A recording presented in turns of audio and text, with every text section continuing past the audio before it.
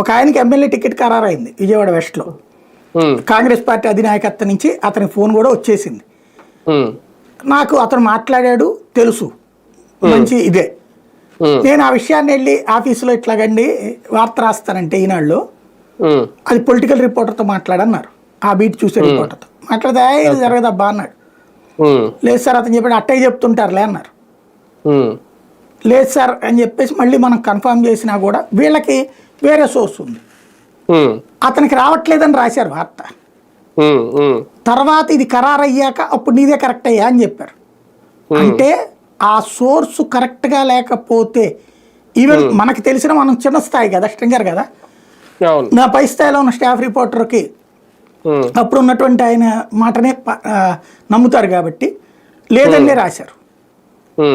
అట్లాగుంటాయి వ్యవహారాలు మీడియాలో, అంత జాగ్రత్తగా కీన్ అబ్జర్వేషన్ ఉంటుంది. అట్లాంటి స్టేజ్ నుంచి ఇప్పుడు వేగ్గా అంటే పార్టీల ఎజెండాలతో వార్తలు రాస్తున్నారు టీవీ వీళ్ళు. దానికి సాక్ష్యం ఇప్పుడు ఇది. అంటే ఇది ఎవరు రాయిపించినట్టు? ఒకవేళ వాళ్ళిద్దరే వాళ్ళ సొంత పైత్యంతో రాసిన సంకేతం ఏం వెళ్ళిపోయింది ఇప్పుడు ఇది దీనివల్ల.